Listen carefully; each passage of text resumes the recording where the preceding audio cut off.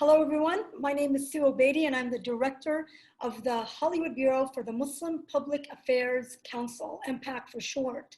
MPAC's Hollywood Bureau changes the narrative of Muslims in the entertainment industry so that audiences can see Muslims as vital contributors to creating social change and cultural change in America and around the world.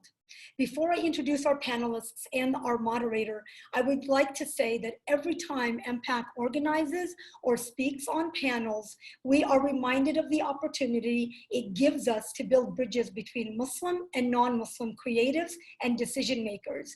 And it also gives us the opportunity to reduce the misinformation about Muslims, Muslim communities, and the faith we follow, Islam.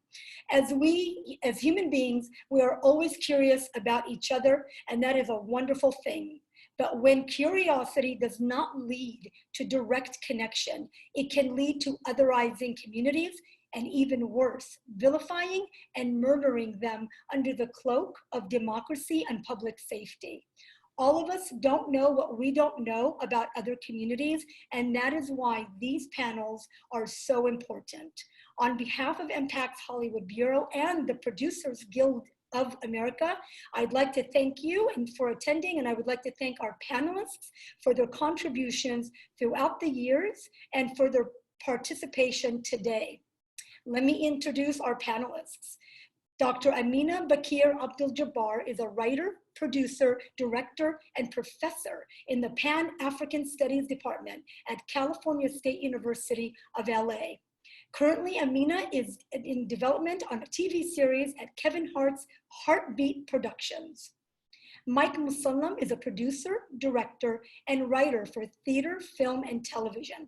Recently, Vertical Entertainment picked up the North American distribution rights to his romantic comedy, Breaking Fast. He has written for Hulu's hit series Rami and was the creator of the first Muslim reality show, All American Muslim.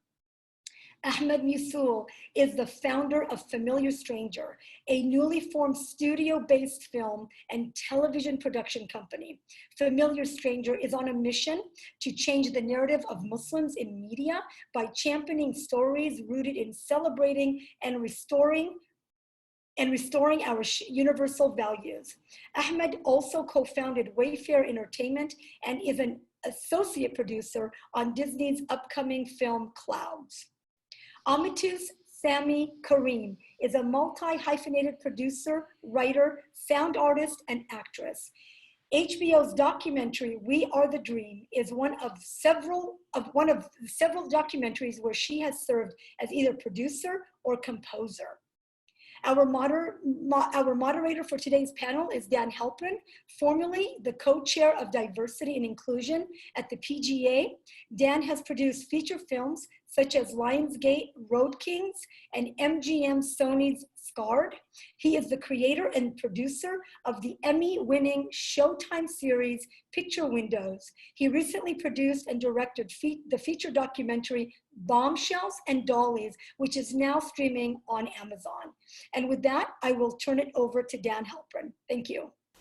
Thanks a lot, Sue. And I really appreciate some of the things you said. It really resonates with some of my opening remarks here. I am a non-Muslim producer developing a film with Muslim content, which was my inspiration for the creation of this panel. I'm seeking to learn more about Muslims and for authenticity of on-screen drama and character portrayals, which are both, as we all know, very essential to any successful story. I'm also interested in forming relationships and opportunities with fellow producers who may be Muslims. And as the former co-chair of Diversity and Inclusion here at the Producers Guild, it has been my role to advocate for diversity and inclusion in content as well as in all areas of the production ranks. I felt that this topic was important to explore and share with other producers who might also be interested in being better informed and making new connections. I thank Sue from the Muslim Public Affairs Council, Hollywood Bureau, for answering my call to create this panel and the request that the panelists represent a broad range of American Muslims, male, female, Middle Eastern, Black, LGBTQ, exhibiting that diversity is a vast, vast palette of identities. Yet in the end, I'm hoping to show that our similarities across the board might actually be greater than our differences. So greetings all, and to all of you out there in TV land. Getting started here, I'm going to ask Amatus a question. In 2017, you collaborated as an actor and composer on the short form project, The Last Two Lovers at the End of the World, produced as part of AT&T's Hello Lab. Tell us about the experience and whether you feel that there are enough inclusion programs and efforts from the industry giants like Warner Media, and if not, what more needs to be done? That was, yeah, you pulled that one out.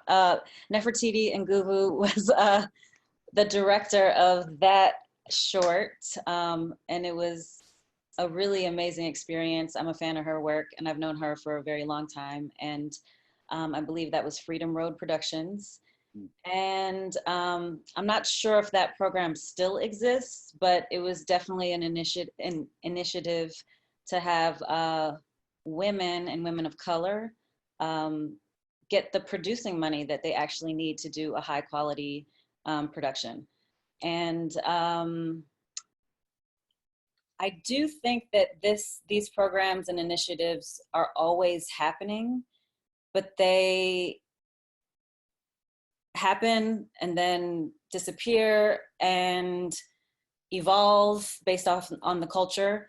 And at least for me currently, I appreciate them, and they're amazing tools for creatives to break in as a stepping stone to other opportunities.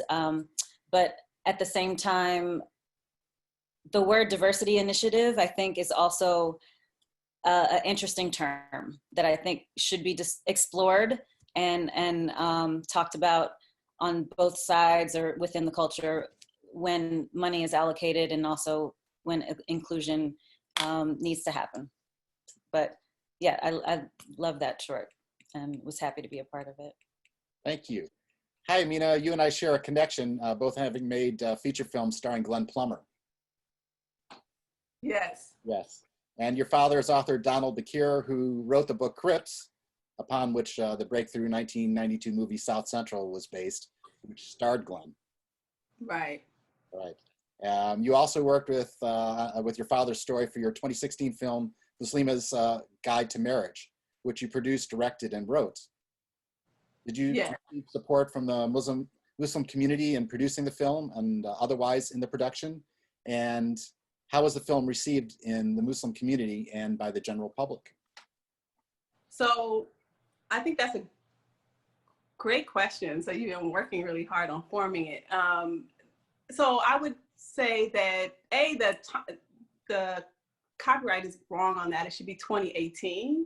And that's not your fault. That's just sort of the nature of the beast that we were talking about, like how hard it is to get projects made. So that was a feature film that I did, Muslima's Guide to Marriage. And Glenn was very instrumental in getting that made, because it literally starts as almost like a dare between me and another filmmaker. I was like, I can make a film, I can make a feature. Like, I was sick. I mean, I went to film school twice, and I had gotten to a point where I realized I wasn't going to have that traditional kind of mystique entry into the film industry, which was, you go to film school and you get, a 3-picture deal, right? That eluded me. And so I decided, just like kind of using what I've learned from my community, the Black Muslim community, do for self. And so Glenn, I actually wrote the script and had a table read over here at my house. Glenn showed up, and he really championed getting it, made.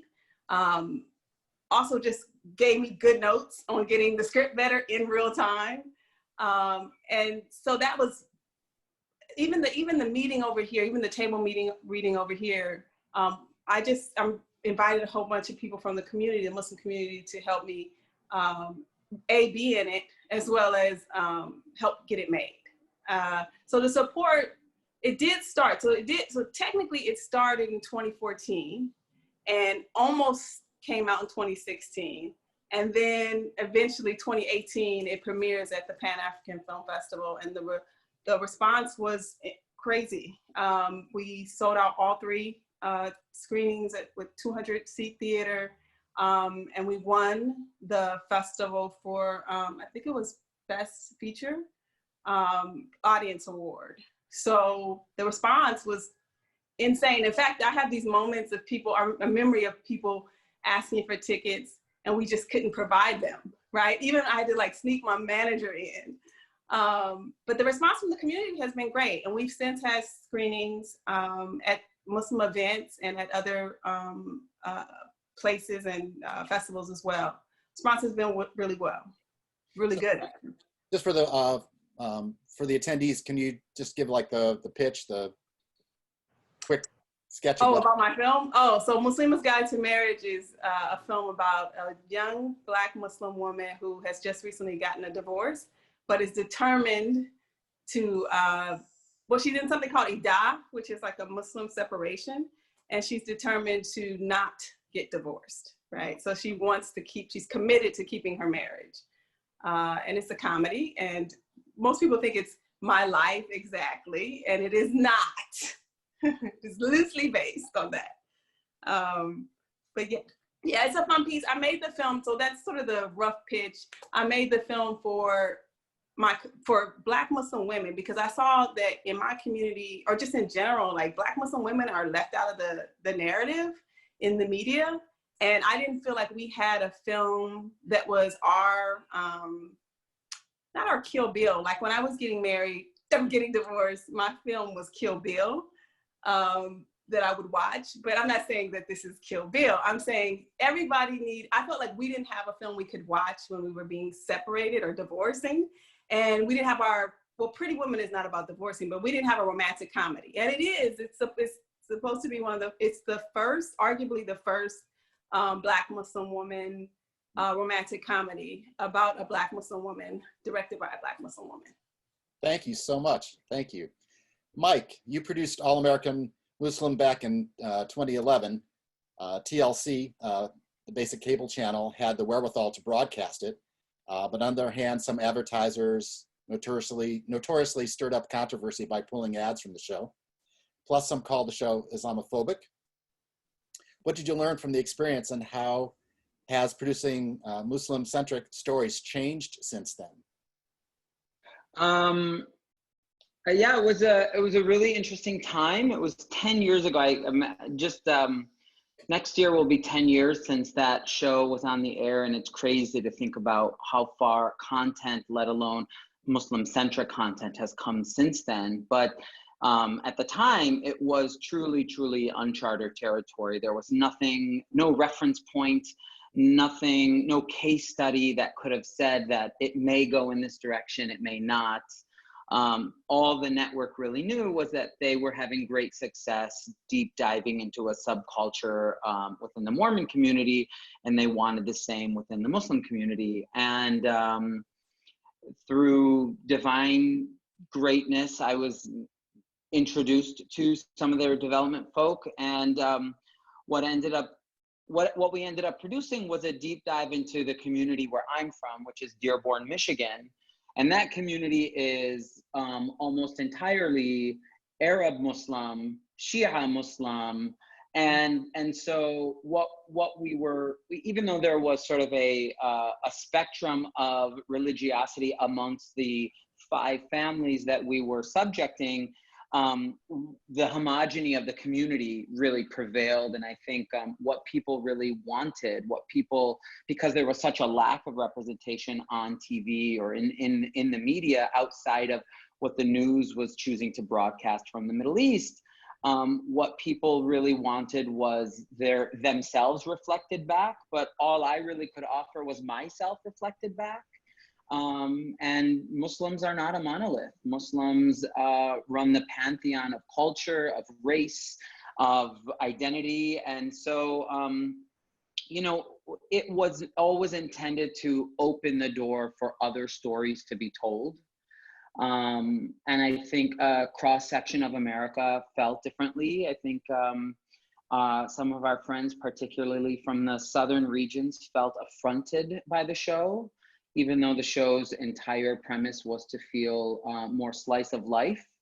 We were accused of not actually being Muslim, or we were accused of whitewashing Islam. We were accused of a lot of things. But in the end, let's really call a spade a spade. 10 years later, I'd like to believe that that was the show that paved the way for so many other shows to sort of even be discussed in the executive levels, for networks to even discuss having shows on the air. And we've been just so privileged to sort of see where that trajectory goes. And we have a long way to go. Thank you. Ahmed, many of your works depict real people struggling with extreme hardship. For example, Laughing at My Nightmare, about a young man with crippling spinal muscular atrophy. And you've described your work, in particular, the inspiring CW network docuseries My Last Days, about people courageously facing terminal illness that has won many awards and a strong following as embodying universal Muslim values. Although the show doesn't exclusively present Muslims, tell us about the Islamic values it celebrates and why it resonates so well with viewers of different faiths. Yeah, so this series was originally formulated by my business partner Justin Baldoni, and the idea was to explore the concept of a universal human experience, which is that we all have an end date, and we don't know necessarily when that end date is. But as we continue to formulate the structure of these episodes and the series as it grew season over season, what started to become apparent was that we were able to find, oftentimes they'll say like shows about food are so unifying because we all have to eat, and and that brings everybody to the table. Well, more interestingly for me in particular, although I'm absolutely addicted to almost every food show, was the idea that these conversations around death, particularly in America, is one that is often avoided regardless of your faith background, regardless of many of our cultural backgrounds throughout the country, because it has become something to be feared. It's, of course, everybody's trying to get as much in of life as we can before then. We've got plenty of fear mongering in the narratives that we hear through media in any different kind of format that it comes in anyways about death.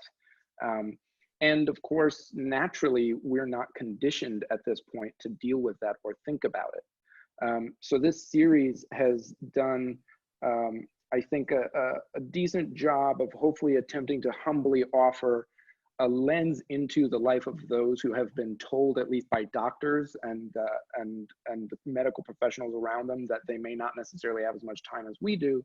And in so doing, offered a perspective to the rest of us, learning from them. How do we actually manifest what can often be seen as a trite concept of living life to the fullest? What does that even look like? What does that mean? And more often than not, what we find is that when you strip away all of the accidentals, when you strip away all of the things that just so happen to be the, seasoning of life for any one particular story, at our core, we are fundamentally connected as the Quran calls, and Allah calls us in the Quran as insan, right? Those who forget, those who are here trying to remember our purpose in the first place and trying to therefore fulfill that. So the series kind of calls us all to account to that, and hopefully in so doing builds bridges of empathy regardless of faith background, such that we can all find our ways to relate to each other as humans. And again, as our faith proclaims, to say that we are all the servants of God, and ultimately there is no Arab better than a non-Arab and no black better than a white, and vice versa. This is really about allowing the way that we live our lives to be the mouthpiece for what we are accountable for in the end. Thank you very much. I think all the panelists are hyphenates, meaning that you're not only producers. And I'm going to start with you, Amatus. A lot of creatives evolve into producing from working in other artistic disciplines, such as theater, dance, fine art, and from working in film, either as directors and actors. Sometimes it's out of necessity to get one's vision on screen that we do that. Can you tell us about your journey from being a sound artist, sound designer, and composer to co-writing a production company, and how this multidisciplinary background helped shape your vision as a producer. Yeah, a lot of different hats for sure. Actually, my first theater production, I was a costumer. I had a clothing line for 3 years, pre 9/11, and at that time, everyone was deported, and so then I had to transition, and was also auditioning at the time, and it was a funky time.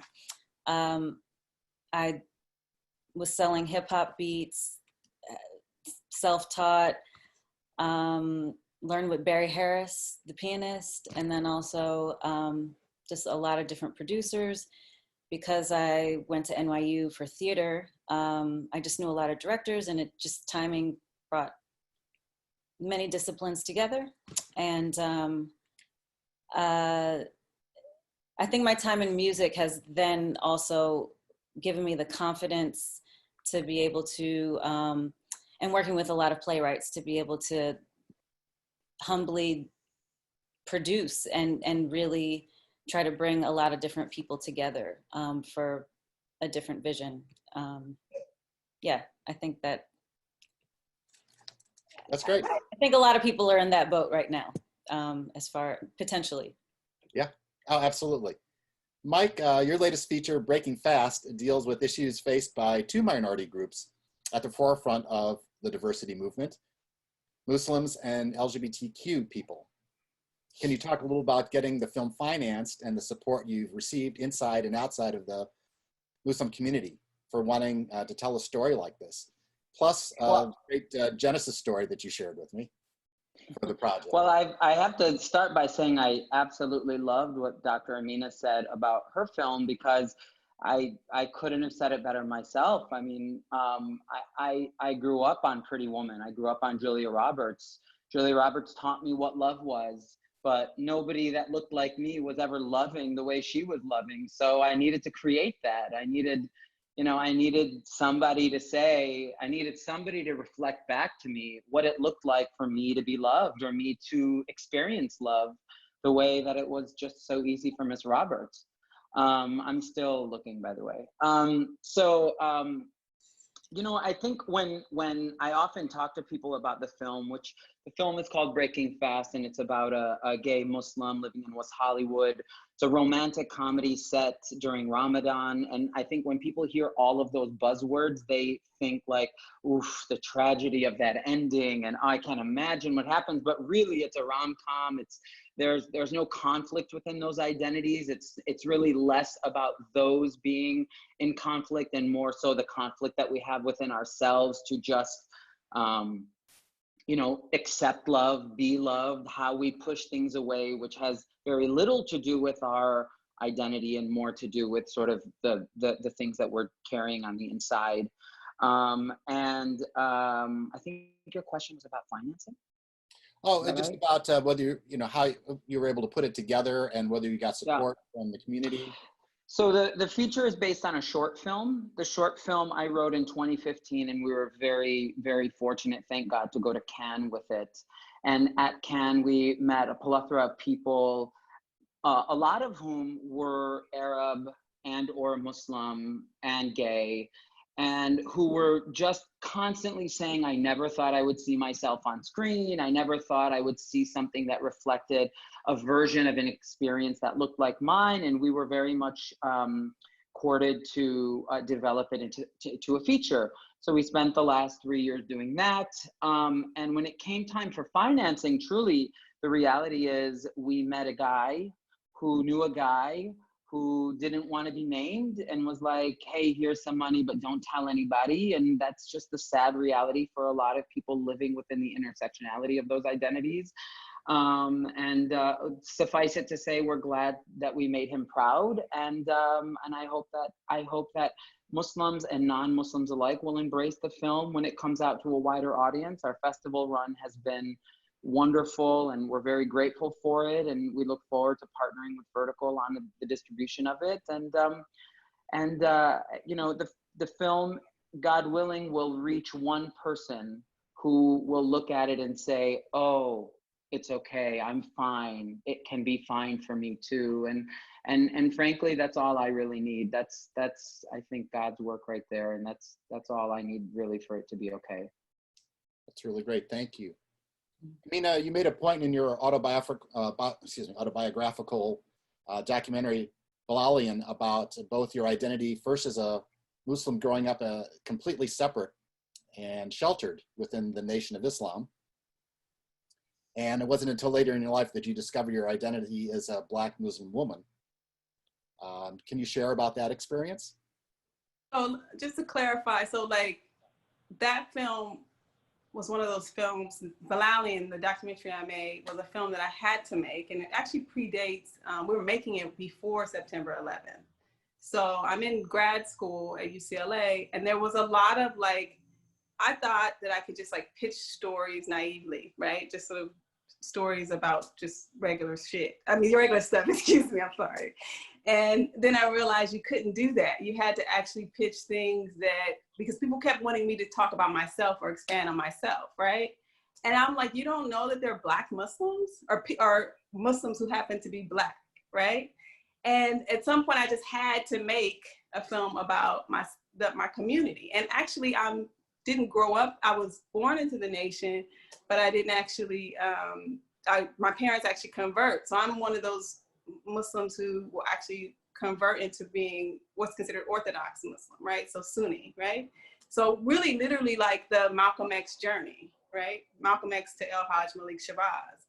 And so that film is actually about how I had to explain to, well, find my identity, but also explain to the world that we existed, that, you know, Bilalians did exist. And the term Bilalian was actually a term given to us from our leader at that time named W.D. Muhammad, who's the son of Elijah Muhammad.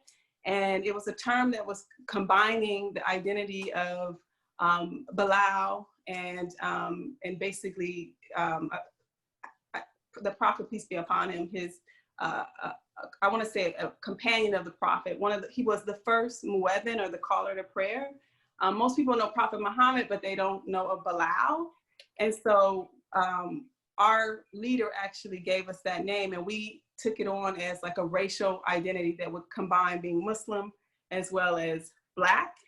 And so the film is about figuring out that the world didn't know the term Bilalian, and also being comfortable being a Black Muslim woman.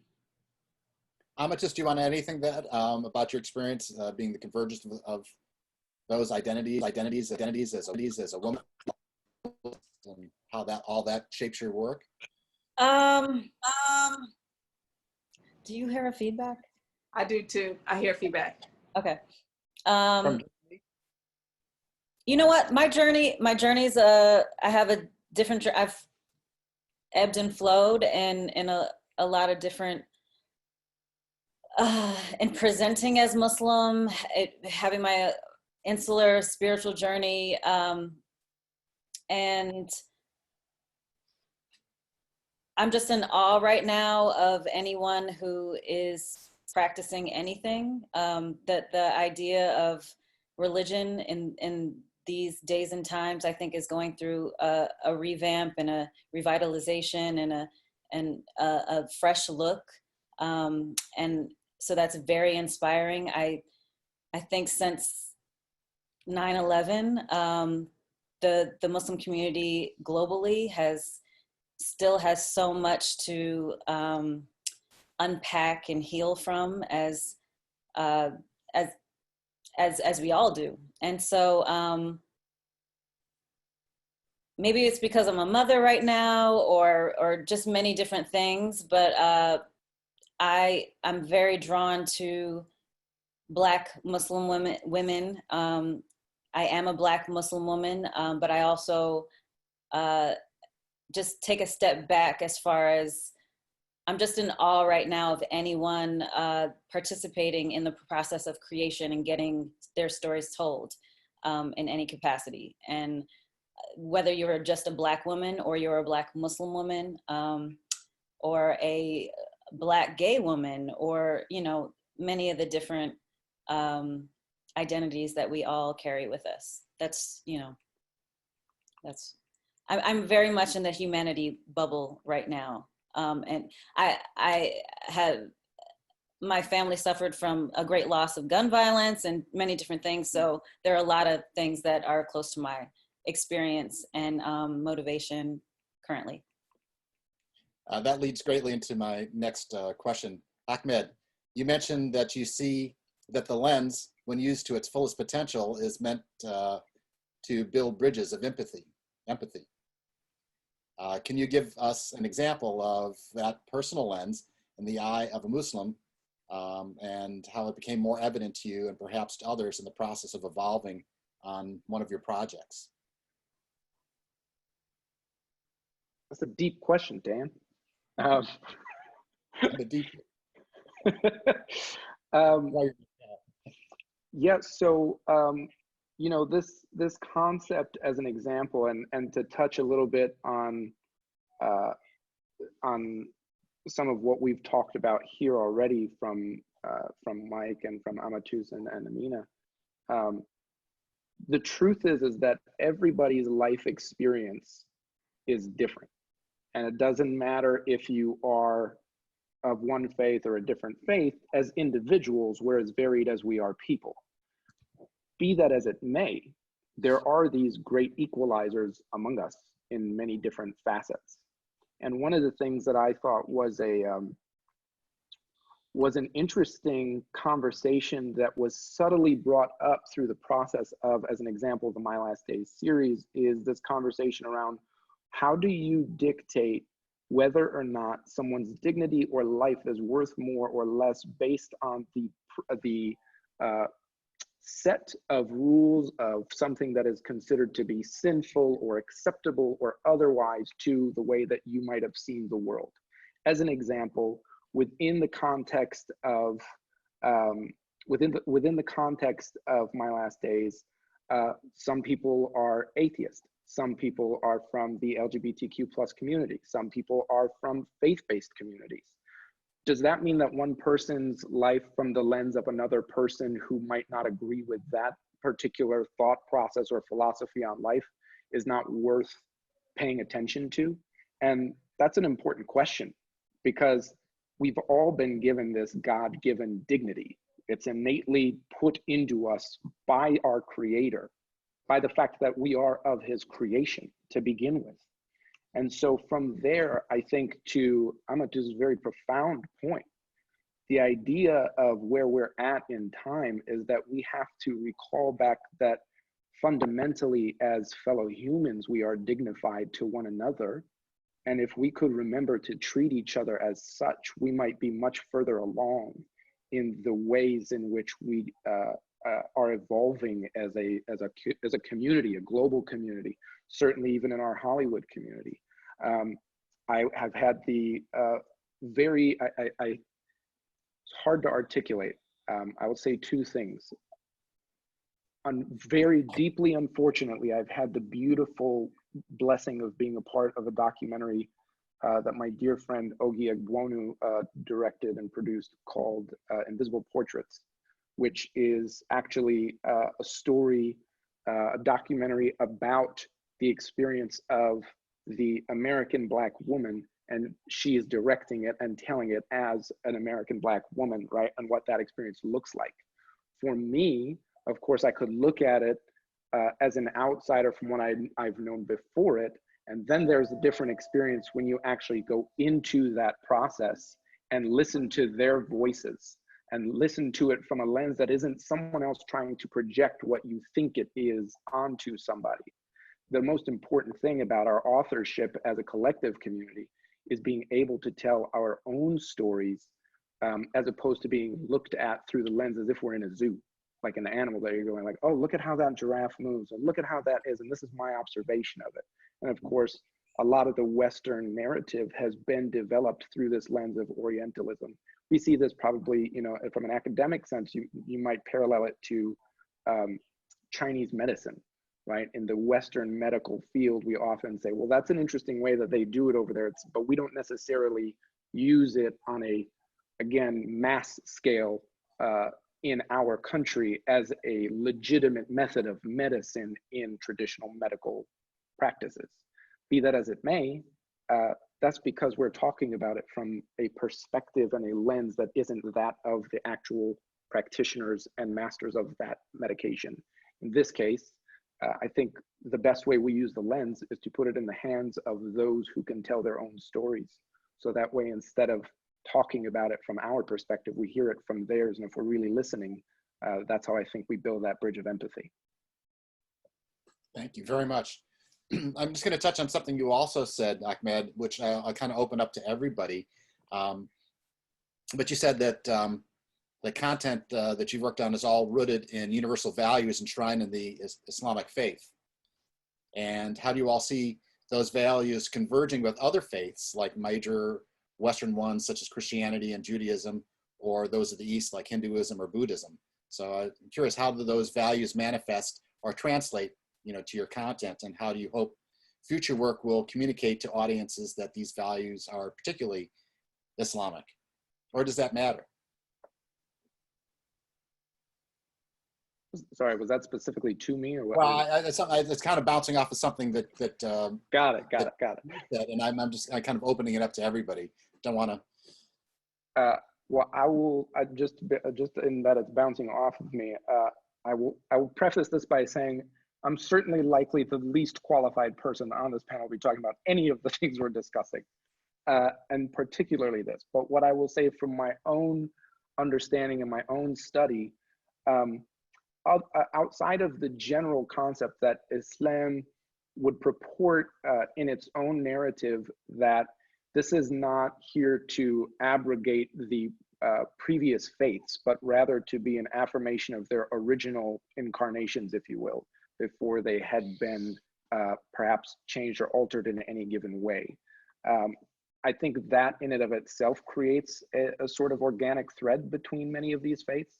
And depending on the school of thought that one might look to, I think more often than not, I've found quite a broad lens on if we really just sort of reduce this down to really its core fundamentals. I would argue, and forgive me for being so assumptuous in doing so, that most faiths in their pure form, without this sort of interpretation beyond those walls of individual practice, are oftentimes rooted in figuring out how to choose love over fear and how to find the ways in which to leverage that love in service. And I think that is a pretty universal value, regardless of which practice of a faith that one might be finding themselves in.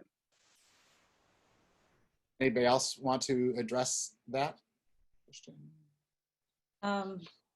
The last project I had the pleasure of being a part of is a documentary called We Are the Dream, and it's about the Oratory Festival, the Martin Luther King Oratory Festival in Oakland, and it's about babies and little kids. Amatus, I'm just say, watching that made me go, kids are amazing. You saw it? I saw it, and I was just like, your kids are amazing. Yeah. No, I feel like it's made for everybody, but if you have a young child, children like seeing other children reflected to them, and so I feel like there are just universal themes of love and love and humanity that any person of any religion, or even if you're not a person of religion, if you're a person of living and being, just kind of exemplifies some of the ways in which you can be present in the world today, or aspire to be. So so I guess that's my bridge of what I practice in Islam to the greater community that I'm in.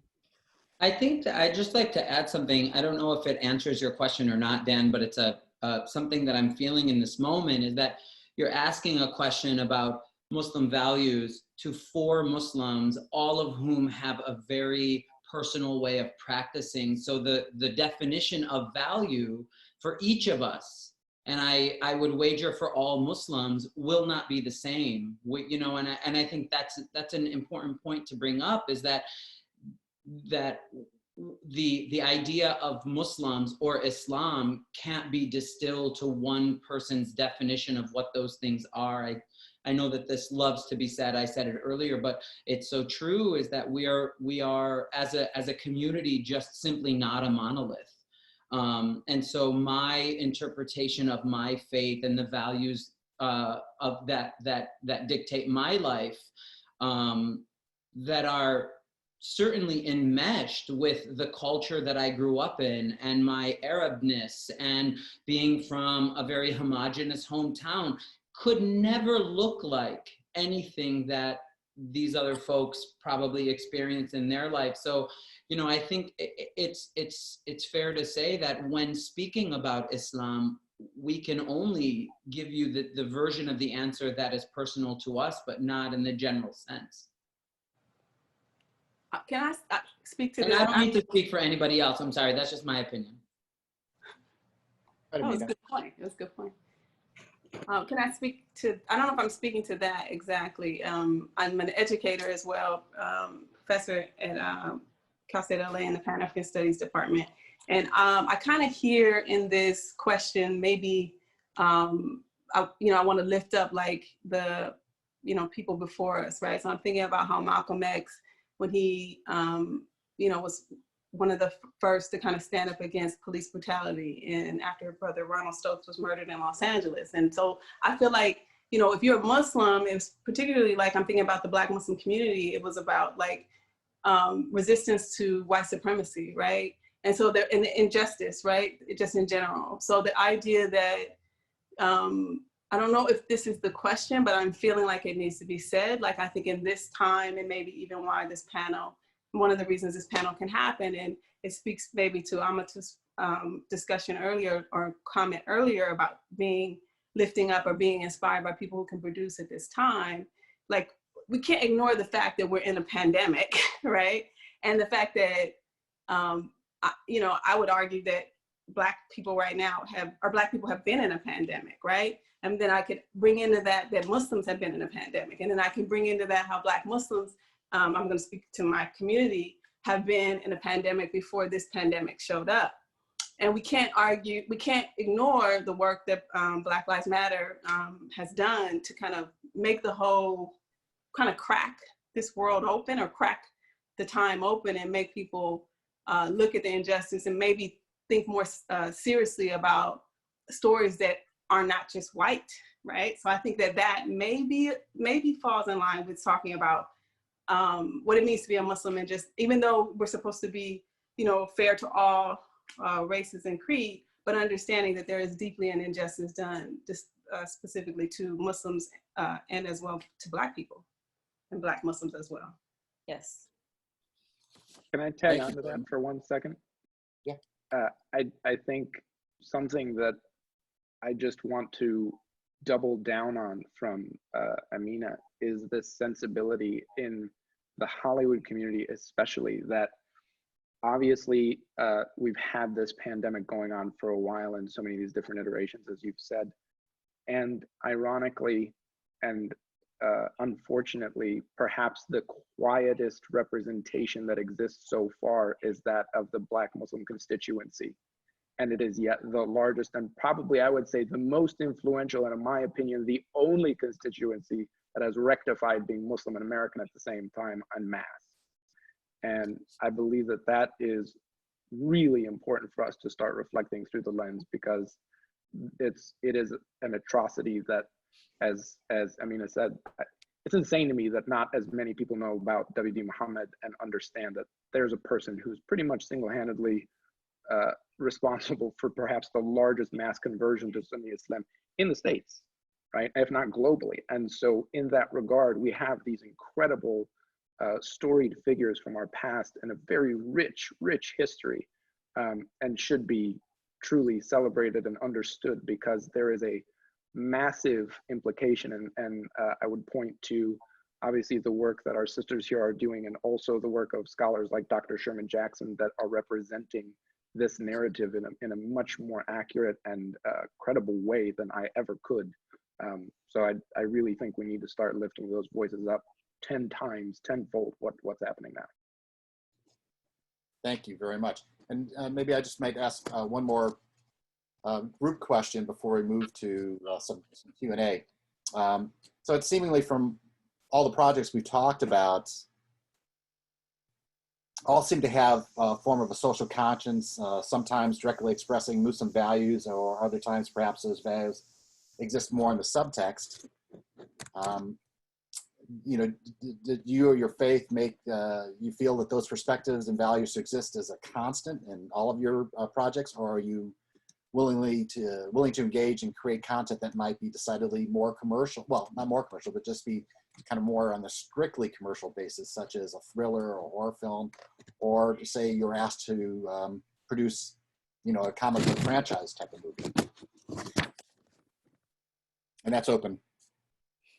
I think as content creators, Muslim or otherwise, Black, Arab, regardless, I think content lives and dies by its story. Mm-hmm. And so the focus should always be on the story and less on the sort of other stuff. And if the story is right, and if the story is authentic, and if the story is compelling, and if the story needs to be told, it will find its audience commercially, insularly. I think for me, I think we cannot ever deviate from the importance of making sure that the story takes front and center when in these instances. That's great. And, you know, a number of you all have your own production companies, you know, particularly, well, you know, do you think that you would be able to tell these stories without having your own production companies? Do you find that's a, you know, necessity?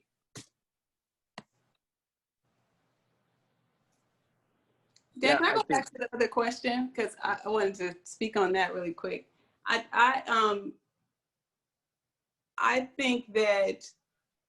think earlier in this presentation, I said a curse word, and I was like, oh, I'm sorry, right? And I think that the stories that have been told prior, or, well, let me say this. The reality is that I want to tell stories about being human and being a Muslim, but being a Black woman who is Muslim, right?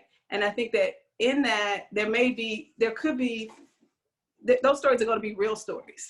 There will be things in the stories that as long as it comes off as human and genuine and authentic, that's the goal for me, right? I think that this is the PGA, right? And this is, you know, I don't think any of us could be here if we didn't produce our own content, because we had to, because nobody probably was asking, right? So our first production company, our production company is going to be, you know, consistent and going to be necessary, because you have to believe in yourself first in order to make other people believe in you and that you can produce that content. So I would say yes, but to having to maintain your production company, there will be things that I'm not going to do, right? You know, I think there's a brand that you think about as someone who has your own company and who has made, if you've independently, like most people on this panel have done, content, then you'll be probably less likely to take on, well, maybe, I don't know, I'm more saying you may not take on things that don't speak to your soul, because you know what it took to make your first project, right? So you'll be more hesitant to take what, I think you're talking about maybe, Dan, selling out, possibly, the potential, huh? Yes and no, I you know, potentially, but then also there are those films that I did mention, a lot of them are taking on broader, you know, it seems like broader topics and issues, but I'm just saying as filmmakers, there's a commercial component and then there's an emotional component. Sometimes, you know, a lot of the industry is very, you know, commerce driven.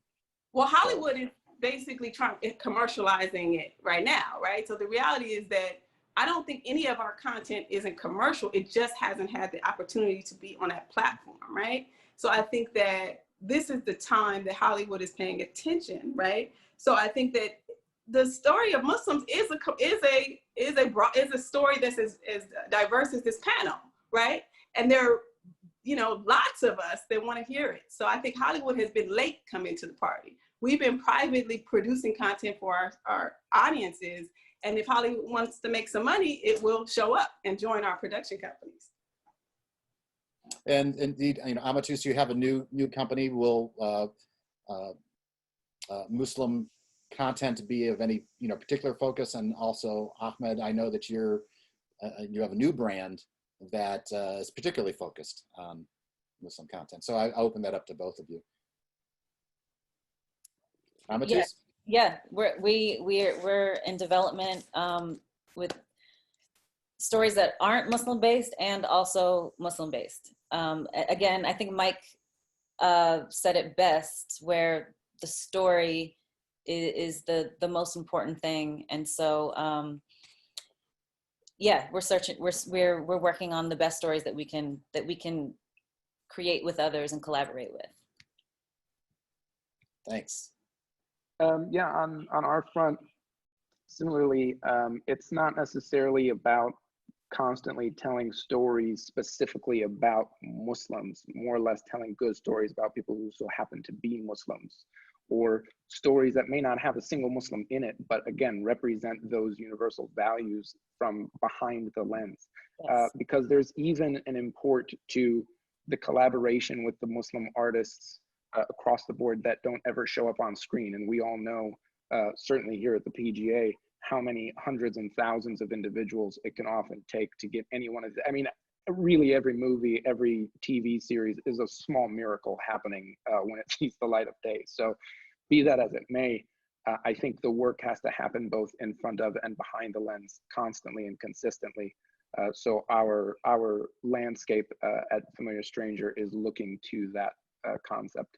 And I would just lastly touch on the fact that, to Aminah's point, this concept of, you know, de-otherizing these narratives and creating something that is commercial, we're in a time where, you know, oftentimes I think what we've experienced is conceptually you might walk into a network or a studio and have said something like, you know, I've got a show about Muslim family XYZ, and they go, oh, we have one of those already. Or we did one not that long ago, it didn't work out that well for us. That in and of itself is the exemplification of how off we are in terms of that line of communication. Because if I had to have walked in and said, oh, I have a story about a family, and they just so happen to be a white family from Pittsburgh, they're not gonna say, oh, we already have our white family. We just have, that's already been done. No. It's just a show at that point. They have about 12 of them. Yeah, right. So be that as it may, this is sort of the bridge we need to cross, is that it doesn't matter if it's about Muslim or a non-Muslim, about a Black woman or a Black man or what have you. You can put on all of those accidentals as humans, as Aminah said, and as Amatus so eloquently said, as humans. Our stories are valid. Our stories are worthy of being told. That's where our communication and our commonality is really, really pivotal here. I also just want to, Amatus, go right ahead, Amatus. I just have questions right now in this new transition into streaming as well, and how we value success, and, you know, what is the transparency of what is a hit show, what is a show for auteurs, what those are some of the I think those conversations potentially, because the landscape is so diverse as far as audience that and I feel like we're moving in that direction as well, really telling stories about humans, and really hope that this current moment expands. But I think those are some of the questions potentially to explore, to have advocacy for even more, I'm not a fan of the word diversity, but for more nuanced existence. So I think though, that's the disconnect potentially to the money, that would be something great to look at further. As past, it's been a certain conversation, and now it's a new time, so fresh eyes on that. Well, thank you very much. I'm going to open it up to a couple of questions from some viewers, and I'm going to combine two questions here. Parisa Bege says, I want to ask, what do you see as the biggest challenge within our community? Do you think this pandemic will help us unite as Muslim artists, regardless of the country you're from? And also ask this, how do you find the balance of showing, this is from Mesa Mustafa, how do you find the balance of showing the intersectional identities of modern Muslim Americans from Middle Eastern, Black, etc. backgrounds? Is there a lot of stress in deciding what could be supplemental to stories, but may be considered as insulting to some Muslims?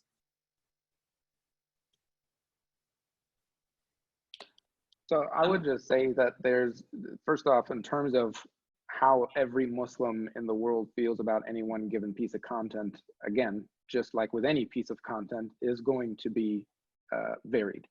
And I think Hollywood in general oftentimes struggles with any of its content, as you said, Dan, to that commercialization of it and leveraging it from the business sense to go, how do we get men and women ages 2 to 300 and make sure that they're every color and creed and know everything, and they care about this one single story and this one single movie? And that's just not always going to be feasible.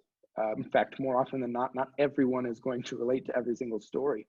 I think it's important to be okay speaking to your audience and knowing that that's who you're trying to talk to, whoever that might be. And it might be talking to somebody who you might not otherwise be conversing with, or it might be talking within your own typical lane of people that you hope see themselves on screen, right? So I think in general, it's very important to know that it's not everything for everyone all the time. And in terms of the balance of knowing, how we include or not include, it's, I think, a sentiment that we've seen juggled in many different ways and across the decades, because it's not only been this current moment that we're having a tug of war with this concept, but in fact, not that long ago, I went back and watched the pilot of the Cosby Show just to see how did they deal with that concept back then versus how they're dealing with these concepts now in the current sitcoms of cable and network television. And the funny thing for me was noticing that back then in that pilot, it was not explicitly about, hey, we're a Black family, let's talk about our Blackness. It was, we're a family, let's talk about our family, and we so happen to be Black. And the modern day versions of that are much more so, hey, we're a Black family, let's talk about our Blackness first, and then get into the rest of it. There's a different resonance. Both have their places in that narrative collectively. Both are being told by voices from within their communities, and both are a valid approach, but they're two certainly different sentiments, and someone might resonate with one, might not resonate with the other, might resonate with both. And to me, every little piece of that is just an artistic interpretation of how you feel most accurately represents your story, as everybody on this panel has kind of said to this point. I would just add to that, that's a great point, Ahmed. I would add to that we have to know when to pass the mic, right? Like, I think that sometimes as a Muslim, you're being brought a story, you need to know, is that your story? Can you write that story? Is that in your lane, right? But we also, if I'm a producer and I'm watching this panel and a Muslim story comes across your desk, or you're looking to consider engaging it in a producing way, you need to know, do you have people that can actually write and produce and direct those stories? Because I know I see a lot of stuff that, and it's not an academic term, but they're trash. And I can't engage them. I can't support them. I can't promote them. I teach in a class that actually breaks those kind of things down, But mainly I'm saying the opportunity to engage the nuance and many different voices of what it means to be Muslim in itself is commercial and should be engaged. And people should know when to say, I can't write that, I can't produce that, I need support, and I need to reach out and hire, okay, keyword hire folks in our community that can. I don't know if that adds that. And to our own community, we need to support. And we will, right? Like, that's what I know. We will support. But the stories have to be produced. I also think, I mean, I think there's like so many parallel tracks happening at the same time. There's the grassroots work within our own community to both uplift and encourage to tell their own versions of the story. And then there's the work at the executive, at the network level to see the value in telling those stories. And what happens when a show like Rami comes around, or a show that's Muslim-centric comes around? Executives, to Ahmed's point, executives are like, oh, we have that, without seeing that they have a version of that, and they could have a diverse version of that, and multiple versions, a million versions. But also within the community, I feel like we also say either, oh, that's not me, but if it's not you, awesome, write you. Go out there, sit down, write you, and figure out what you are, and write you, and make you as prominent as that version of the story out there. And it's so necessary that we sort of live in those parallel tracks where we have a seat at the table that's already established, and we're also keeping space at another table that's yet to be cultivated. And that we're bouncing between those tables because work is getting done over here and more work is getting done over here, and there's room for everyone at all of it. Yeah. Well, thank you, everyone. You know, we're at our time. I just want to create the opportunity for everyone to you know, address anything that we may have missed and make some kind of you know, final or additional observation. And it's wide open. And it's been great. Yeah. I would just, you know, lift up that I think I read something recently that Rami wrote, and he was saying, I forget what I read, where it was at, but like, there needs to be Muslim stories on all networks, right? So like, it doesn't, you know, it's interesting to see like this interest, right? And I think, you know, I'm even thinking of Insecure and the reality that, like, what does it mean to be a person that's in that intersectional space of being both a Black person, a woman, as well as Muslim. And like, it shouldn't take a pandemic for us to slow down and realize that that Muslims are human, and that they're nuanced and have multiple stories to be told. So I just would like to lift up that it took this pandemic, but I would like to see the interest continue outside or past whenever the pandemic ends. Mm-hmm. And I'd like to see some of the producers, I challenge some of the producers and people watching to engage and consider meeting the charge that Rami spoke to. Like, let's add those stories. All networks need those stories. And that may not just to jump in real quick, they need Muslim agents, they need Muslim studio execs, they need Muslim studio operators, they need Muslim writers. It's beyond just the stories. It's all the people making the decisions, so that it's not just somebody sitting at the top going like, I did good today, right? Pat me on the back. But it's like everybody's voice participating in every step along the way.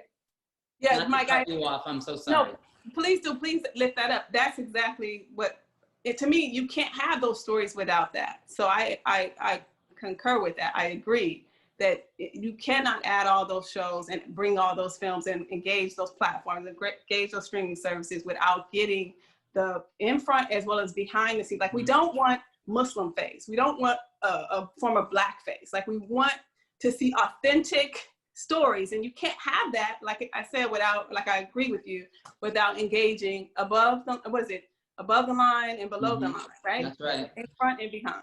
And I love what Ahmed said, right? It cannot just be a Muslim character. It needs to start being real, authentic, humanized people who happen to be Muslim. Yeah. Yeah, it's funny. I was just reminded as you guys were talking of the story of I think it was Tina Fey and Saturday Night Live, and talking about the fact that when she kind of first got into the writers' room, one of the fascinating elements for her, obviously at the time, you know, not really many, if any, women in that writers' room, and her experience of having a bit that got passed around and everybody going, it's not funny, it's not funny, it's not funny, coming to Tina and her going, oh, it's hysterical. And that opening up an entire world of comedy to a very established series that had been on for so many decades. But by opening the wall up, by taking down these bricks that separated whose voices were in the room, all of a sudden there was a brand new perspective that was there the whole time, just never being listened to, that all of a sudden completely opened up the boundaries of the types of comedy that they looked at, of the types of sketches that would get greenlit.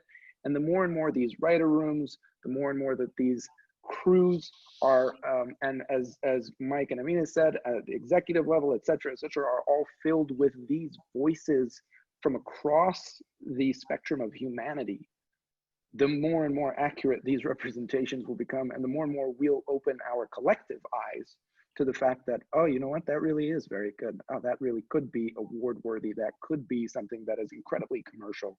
But again, the longer we stay in our own little box and what's comfortable and what we know, the longer it's going to take to get there. Excellent. Thank you so much. I want to say that I invite you all to join the Producers Guild. There's a new initiative called One Guild, which you know, encourages working groups to manifest things from whatever different affinity or mission that would want to create. And it is indeed a step away from the concept of diversity and inclusion and so forth, but just opening up to all voices to invent and, you know, work on whatever topics, whatever they might want to engage in. So I'm here to help anyone who wants to, you know, come aboard. And I'm not stepping any last words. Is that correct? Yeah. I think we need to lift up, Dan, I think we need to lift up that Sue, I think, wrote an article recently from MPAC about oh, yes. the Muslim. Go ahead.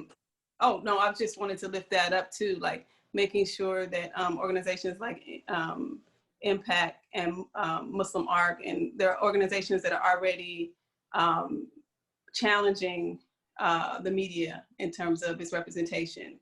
I think Sue just wrote an article about how they were going to create a test for those Muslim stories. Yeah.